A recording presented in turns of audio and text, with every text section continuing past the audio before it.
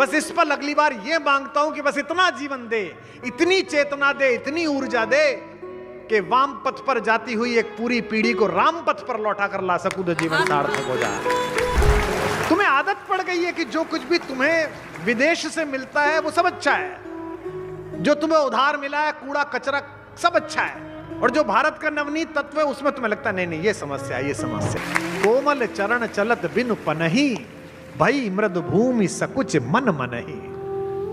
भूमि भी संकोच में आ गई, जैसे ही कोमल पद पड़ा भरत का, भूमि संकोच में आ गई कि हाय इसको कष्ट नहीं देना है। मुझे ये नित्य नवीन लगती है।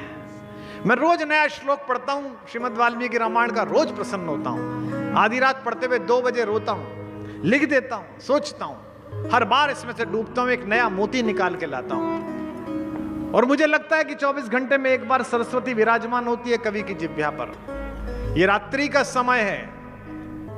मैं इस पल भगवान से यही मांगता हूं कि 20 वर्ष पूर्व मैंने ईश्वर से यह मांगा था, सरस्वती से यह मांगा था कि कविता के समाज में कवि सम्मेलनों से जाती हुई भीड़ मेरे सम्मोहन स्वर से वापस लौट कर आए। मां बस इतनी क्षमता दे कि मैं युवाओं को हिंदी से जोड़ सकूं। मां ने प्रार्थना स्वीकार की, लाखों लाखों लोग हिंदी सुनने के लिए आने लगे, और आपका समर्थन बता रहा है कि आप भी थे उनमें। बस इस पर अगली बार यह मांगता हूं कि बस इतना जीवन दे, इतनी चेतना दे, इतनी ऊर्जा दे कि वाम पथ पर जाती हुई एक पूरी पीढ़ी को राम पथ पर लौटा कर ला सकूं तो जीवन सार्थक हो जाए। इस देश को दुर्व्याख्या के विषय से मूर्छित हमारी संजीवनी संस्कृति के लिए ऐसे ही अभिभावकों की जरूरत है, भाषकों की जरूरत है। यह जो तुमने कहा कि पुरानी कहानी लगती है, कल तो बताया था मैंने कि राम 15 वर्ष की आयु में इतने तेजस्वी थे और तुमने प्रश्न उठाया, और अभी 18 वर्ष के बच्चे ने विश्व के सारे महारथियों को शतरंज में धूल चटा दी तो तुमने प्रश्न नहीं उठाया। एक बच्ची है महाराष्ट्र की, एक महिला है, लड़की है, वो टीवी के प्रोग्राम में सामने खड़े होकर आपके मन में क्या चल रहा है बता देती है। टीवी के प्रोग्राम में उसने देश की सबसे बड़ी एंकर को कह दिया कि आप इस समय अपने बचपन के फला दोस्त को याद कर रही हैं, उसका नाम ये है। तो युवा लोग कहते हैं कि साहब ये माइंड रीडिंग है। और उत्तर प्रदेश में, मध्य प्रदेश में एक छोटे से गांव में एक युवक है 27 साल का, वो आप सामने बैठते हैं तो लिख के बता देता है कि आपके घर में ये हो रहा है, और लोग कहते हैं कि ढोंग कर रहा है, सिर्फ इसलिए कि वो साधु है। हम कहते हैं कि कर्ण पिशाचिनी विद्या है, तो आप कहते हैं ये कोई विद्या हो सकती है, तुम्हारी मैथमेटिक्स हो सकती है, हमारा ज्ञान नहीं हो सकता है। वाह वाह वाह, हमारा कुत्ता कुत्ता, तुम्हारा कुत्ता टॉमी। ओहो, तुम्हें आदत पड़ गई है कि जो कुछ भी तुम्हें विदेश से मिलता है वो सब अच्छा है, जो तुम्हें उधार मिला है कूड़ा कचरा सब अच्छा है, और जो भारत का नवनीत तत्व है उसमें तुम्हें लगता है नहीं नहीं ये समस्या है, ये समस्या है। ये विश्वविद्यालय जो दिल्ली में, इनसे पूछिएगा लोकतंत्र यूरोप से आया जी, यूनान ने सिखाया। अरे भाई कब सिखाया यूनान ने? अभी सिखाया जी, 300 साल पहले, 400 साल पहले। गर्भभार से खिन्न शकुंतला को दुष्यंत के घर पर पहुंचाने के लिए माता गौतमी गई। रात्रि के दूसरे प्रहर में, यानी कि रात को 3 बजे वो राजा दुष्यंत के महल में पहुंची। महल के बाहर सिपाही खड़े थे, और राजा कौन था? केवल भारत का नहीं था, विश्व का राजा था, पृथ्वी का, ब्रह्मांड का। और माता गौतमी ने पूछा ये राजा दुष्यंत का महल है? बाहर खड़े हुए प्रतिहारी ने कहा, सिपाही ने कहा जी हां। माता गौतमी ने कहा क्या हम उनसे मिल सकते हैं? तो कालिदास लिखता है 1800 साल पहले, 2000 साल पहले, अविश्रमोयम लोकतंत्रस्य सर्वाधिकारः, this is your continuous constitutional right to meet your emperor at any time. ये आपका लोकतांत्रिक अधिकार है कि आप अपने राजा से किसी भी समय मिल सकते हो। ये भारत था। तुम वो पन्ना भूल गए, तुम इधर की तरफ आ गए। इसलिए इस कहानी को पढ़ो दिनेश जी, ये पुरानी नहीं है। ये पुरानी होती तो उतर गई होती अब तक। जिसने पुरानी बताया और जिन्होंने काल्पनिक बताया वो उतर गए इसके चक्कर में। इतनी नई कहानी है ये। इसके सारे पात्र महान हैं, केवल एक नायक नहीं है इसमें। वो नायकों के नायक केवल एक नहीं है, उनके चारों तरफ सब नायक हैं। बहुत सामान्य से सामान्य कैरेक्टर भी वहां नायक है। परिवारों में अगर यह कहानी घटित हो रही है तो परिवार में अयोध्या का मंगल है, और परिवार में अगर महाभारत घटित हो रही है, सूच्यग्रम नैव दास्यामि विना युद्धेन केशवे, तो महाभारत का दंगल है।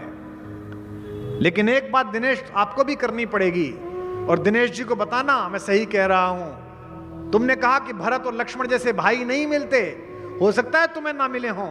भरत और लक्ष्मण जैसा भाई बनने के लिए पहले स्वयं राम बनना पड़ेगा, उसको अंदर से लाओ ना, अन्यथा तो पड़े मिलोगे। बड़ी दूर दूर से लोग सुनने के लिए आए। नोएडा से हमारे ये दो परिचित लोग बैठे। हमारे यहां एक बड़ा बड़ा भारी रईस परिवार था, बड़ा भारी रईस। अचानक उठे, एकदम रईस हो गए वो, एकदम पैसा कमा लिया उन्होंने शराब के व्यापार में और अन्य व्यापारों में। छोटे भाई को एक छोटा सा फार्म हाउस चाहिए था 50 करोड़ का, जो उसके नाम था, और 1 लाख करोड़ के व्यापारियों ने एक दूसरे को गोली मार ली। और पहला जो दृश्य आया तो टाटा टेम्पू में दोनों एक दूसरे के साथ पड़े हुए थे। बड़े वाले भाई की बाह पर छोटे वाले भाई का सिर था। दृश्य देखा और मैंने कहा, यही भरोसे की बाह अगर जिंदा रहते लगा दी होती तो तू भी जीवित रहता और ये भी जीवित रहता। तो दिनेश जी, आपको लक्ष्मण इसलिए नहीं मिल रहा क्योंकि आप राम नहीं हो रहे, अन्यथा तो इससे अनमोल कुछ था ही नहीं। आपने किसी और चीज को अनमोल समझा होगा। भगवान राम के राज्याभिषेक के बाद जब चारों भाई सुबह ही सुबह उठकर अपनी माताओं को प्रणाम करने के बाद गुरुदेव वशिष्ठ को प्रणाम करने के लिए गए, तो गुरुदेव ने कहा कि सम्राट राम का मेरी कुटिया में स्वागत है। राम को लगा कि गुरुजी व्यंग कर रहे हैं। राम ने कहा, जब मैं जंगल गया था उससे पहले आप मुझे पुत्र कहते थे। गुरुदेव, आप मुझसे कहते थे वत्स। आप भी समझ जाते हैं। आपके पिताजी जिस दिन आपसे आदर से बात करने लगे, आप समझ जाओ कुछ गड़बड़ है। मैं तो समझ जाता हूं। मेरे पिताजी जिस दिन मुझसे कहते हैं और भाई महाकवि, तो मैं समझता हूं आज पिटाई होगी। तो गुरुजी ने कहा, सम्राट आपका स्वागत है। तो राम चौके राम ने कहा कि मुझसे क्या भूल हुई गुरुदेव, ये तो रोज का काम है। प्रातः काल उठकर रघुनाथा माता पिता गुरु नावई नाथा, रोज का काम है। मैं रोज चरण छूने आता था सुबह सुबह। 14 वर्ष बाद आया हूं, राज्याभिषेक हुआ और आप कह रहे हैं कि सम्राट तुम्हारा स्वागत है। तो गुरुदेव ने कहा, नहीं नहीं, मैं नाराज नहीं हूं। मुझे लगा मैंने जो तुम्हें सिखाया था तुम लोग भूल तो नहीं गए चारों भाई। तो राम ने कहा कि आपकी शिक्षा का एक अंश भी अगर हम भूले हो तो हम राज्य छोड़ देंगे, और इसका एक ही निर्णय कि आप हम चारों की परीक्षा ले लीजिए। गुरुदेव ने कहा, अब नहीं, तुम बड़े लोग हो गए हो। राम तुम सम्राट हो, शत्रुघ्न सेनाओं के सर्वोच्च सेनापति हैं, भरत तुम्हारे राज्य के प्रधानमंत्री हैं, लक्ष्मण तुम्हारे स्वयं के सचिव हैं, तुम सब बड़े पदों पर हो, ऐसे में परीक्षा लेना उचित नहीं है। राम का उत्तर सुनिए। राम ने कहा, कितने भी बड़े हो जाएंगे लेकिन अंतिम श्वास तक रहेंगे तो आपके शिष्य ही गुरु का अधिकार है कि वो किसी भी समय परीक्षा ले। ये मैं राजनीति की गुरु भूमि पर बोल रहा हूं। कहा कि परीक्षा के बिना तो अब गुरुदेव जाऊंगा नहीं, आप परीक्षा लीजिए। गुरु वशिष्ठ ने कहा, लंबी परीक्षा नहीं लेता। अच्छा, तुम चारों भाई बैठ जाओ, एक एक करके बताओ, नीचे से शत्रुघ्न से ऊपर तक, जीवन में सबसे अनमोल वस्तु क्या लगती है तुम्हें? शत्रुघ्न तुम बताओ, लक्ष्मण तुम बताओ, राम तुम बताओ, भरत तुम बताओ। शत्रुघ्न सेनापति है, उसके लिए क्या अनमोल चीज है? लक्ष्मण भगवान राम और भाभी के चरणों के सेवक हैं, उनके लिए क्या अनमोल है? राम जगत पालक है मेरे भगवान, उनके लिए क्या अनमोल है? और भरत के लिए क्या अनमोल है? आपकी आंखों से गंगा जल बहेगा। मैं अनायास ही भरत की तरफ मुड़ गया हूं बोलते बोलते दिनेश जी के प्रश्न के कारण, कि शत्रुघ्न जी से अनमोल कुछ पूछा गया। शत्रुघ्न जी से अनमोल कुछ पूछा गया, बोले वीरताई के समान भला और क्या? बोले वीरताई के समान भला और क्या? बोले वीरताई के समान भला और क्या? शत्रुघ्न जी से अनमोल कुछ पूछा गया, बोले वीरताई के समान भला और क्या? बोले वीरताई के समान भला और क्या? बोले वीरताई ताई के समान भला और क्या। लखन से पूछा गया,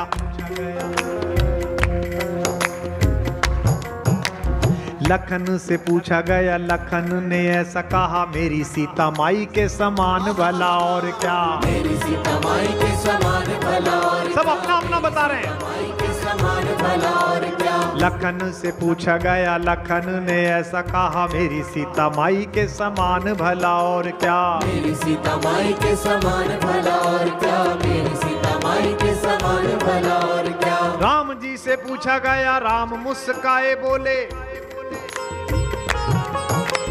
राम जी से पूछा गया, राम मुस्काए बोले, जग की भलाई के समान भला और क्या। जग की भलाई के समान भला और क्या। जग की भलाई के समान भला और क्या। भरत के नयनों से गिर के आंसू ये बोले, खुद नहीं बोले, भरत के नयनों से गिर के आंसू ये बोले, दुनिया में भाई के समान भला और क्या। दुनिया में भाई के समान भला और क्या। दुनिया में भाई के समान भला और क्या। दुनिया में भाई के समान भला और क्या। दुनिया में भाई के समान भला और क्या। बोल भरत लाल की। ऐसा भाई विश्व के इतिहास में नहीं मिल सकता। जरा जरा से पदों के लिए एक दूसरे की गर्दन काट देने वाले लोग, जरा जरा से लोभ के लिए एक दूसरे को धोखा देने वाले लोग, मित्रों को, सहोदरों को, बंधुओं को, माता पिता को धोखा देने वाले लोग इस राम कथा पर प्रश्न उठा रहे हैं कि इसमें क्या मिलेगा। इसमें यह मिलेगा जो मैं बता रहा हूं। जब अपने भाई को ढूंढने के लिए अपने नाना के घर से लौटने के बाद समाचार प्राप्त भरत गंगा जी के तट पर चले तो रास्ते में भरद्वाज मुनि का आश्रम पड़ा। सम्राट ने रात वहां बिताई है। सुबह जब सम्राट भरत जाने लगे राम जी को लेने के लिए, तो महर्षि भरद्वाज के चरण छूते समय उनका चेहरा थोड़ा कुमलाया हुआ था। महर्षि ने कहा कि राजा, अब आप अयोध्या के राजा हैं। राजा का चिंतित होना प्रजा के हित में नहीं है। आपके चेहरे पर शंका नहीं दिखनी चाहिए प्रजा को। किस लिए चिंतित हैं? भरतलाल जी ने कहा कि महाराज, चिंतित नहीं हूं, भ्रम में हूं, जिज्ञासु हूं कि मेरा तो इस काम में कोई हाथ भी नहीं था। ये तो मेरी मां ने दुर्बुद्धि में कर दिया। मुझे ये पता नहीं कि भैया मुझे अब भी उतना प्रेम करते हैं या नहीं करते हैं। वो मुझसे घृणा तो नहीं करने लगे होंगे। ऋषि भरद्वाज ने जो कहा वो आपकी आंख से आंसू लाएगा। महर्षि ने कहा, मैं तो वीतरागी सन्यासी हूं, मैं गृहस्थों की मर्यादा नहीं समझता। बस इतना समझता हूं कि सुबह जब राम जी, सीता जी और लक्ष्मण जी जा रहे थे और गंगा पार करने के लिए हमारे पंडित संकल्प कराने के लिए आए, तो चेहरे पर बड़ी प्रसन्नता थी वनवास जाते समय। लेकिन जैसे ही हमारे पंडित ने स्वस्ति वाचन करते हुए कहा, जम्बू द्वीपे भरत खंडे, यह आपका नाम सुनकर ही उनके हाथ से ताली छूट गई और गंगा की रेती पर आपका नाम लेकर जोर जोर से रोने लगे कि मेरा भाई भरत अकेला रह गया, मेरा भरत अकेला रह गया। ये है प्रेम। अपने आंसू से गंगा को धोते रहे, अपने आंसू से गंगा को धोते रहे। गंगा से आंसू नहीं धो रहे हैं, आंसू से गंगा धो रहे हैं। देखिएगा, अपने आंसू से गंगा को धोते रहे, अपने आंसू से गंगा को धोते रहे। हाथ में जल लिए राम रोते रहे, हाथ में जल लिए राम रोते रहे। अच्युतम केशवम कृष्ण दामोदरम, अच्युतम केशवम कृष्ण दामोदरम। राम नारायणम जानकी वल्लभम, राम नारायणम जानकी वल्लभम। अच्युतम केशवम कृष्ण दामोदरम। अच्युतम केशवम कृष्ण दामोदरम। राम नारायणम जानकी वल्लभम। राम नारायणम जानकी वल्लभम।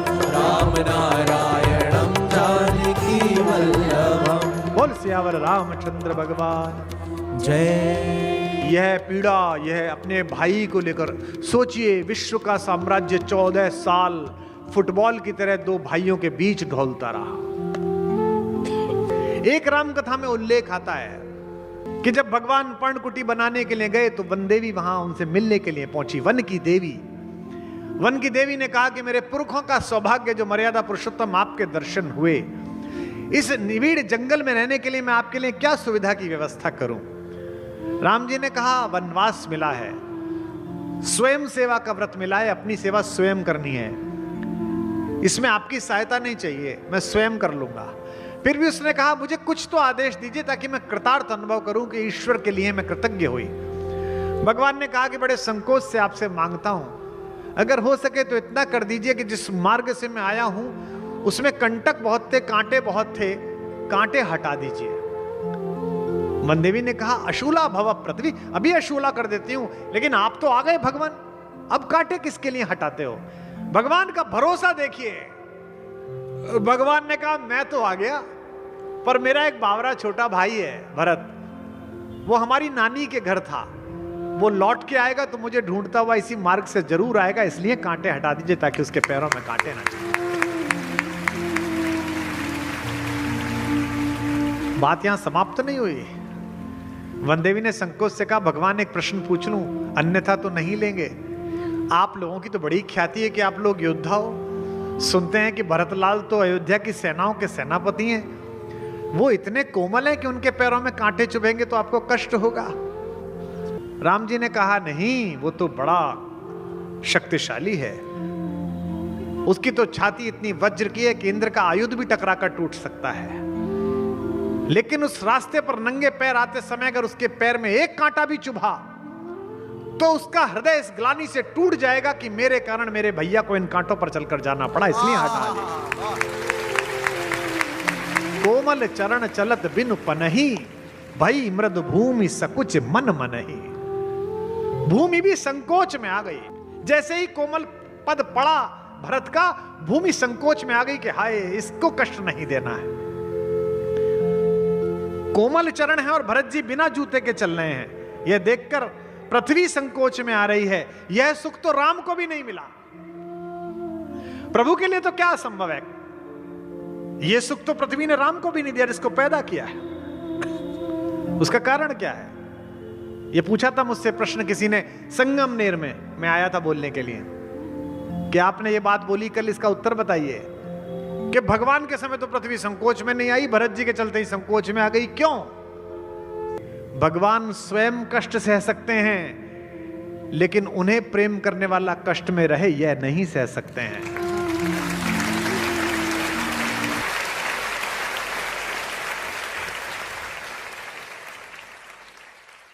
अंगद हनुमान के बराबर शक्तिशाली हैं। अंगद कहे जाऊं मैं पारा, जिए संशय कुछ फिरती बारा। बस उनके साथ एक समस्या है कि उनके मन में संशय है कि मैं लौटूंगा कि नहीं लौटूंगा। और संशय क्यों है?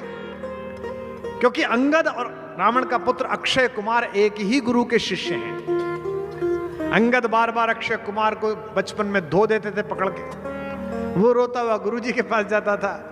गुरुजी ने कई बार अंगद को समझाया। अंगद एक तो राजकुमार थे, इंद्र के बेटे थे। कल मैंने बताए थे इंद्र के बेटे कैसे होते हैं, आपने बड़ा आनंद भी लिया था।